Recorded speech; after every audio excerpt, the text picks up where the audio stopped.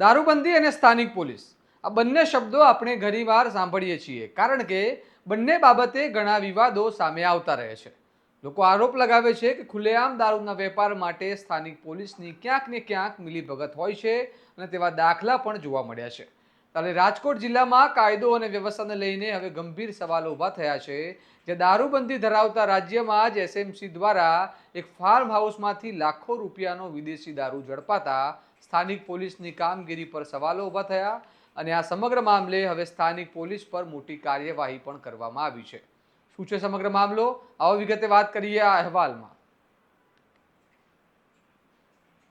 નમસ્કાર, હું છું ચિરાગ વર્ષાબેન. આપ જોઈ રહ્યા છો સ્વમાન. લોધિકા તાલુકાના માખાવડ ગામે આવેલા એક ફાર્મ હાઉસ પર એસએમસીએ દરોડો પાડતા ચોંકાવનારો ખુલાસો થયો છે. ત્યાંથી અંદાજે 11,56,000 રૂપિયાનો અલગ અલગ બ્રાન્ડનો વિદેશી દારૂ ઝડપાયો છે. અને આ માત્ર એક જથ્થો નહીં પરંતુ સમગ્ર ગેરકાયદેસર નેટવર્ક તરફ ઇશારો કરે છે.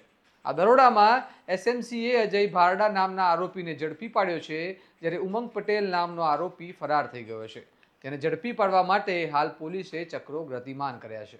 પરંતુ આ સમગ્ર ઘટનામાં સૌથી મોટો સવાલ સ્થાનિક પોલીસની ભૂમિકા પર ઊભો થયો છે. કારણ કે આટલો મોટો જથ્થો હોવા છતાં લોધિકા વિસ્તારમાં દારૂનું ગોડાઉન ચાલી રહ્યું હતું અને સ્થાનિક પોલીસને તેની ખબર નહોતી. તે બાબત ચર્ચાનો વિષય બની છે. અને આ મામલે આઈજી નિર્લિપ રાયે કડક વલણ અપનાવી સીધી કાર્યવાહી કરી છે, જેમાં લોધિકા પોલીસ સ્ટેશનના પીઆઈ એસએમ પરમાર સહિત કુલ 5 પોલીસ કર્મચારીઓને સસ્પેન્ડ કરવામાં આવ્યા છે.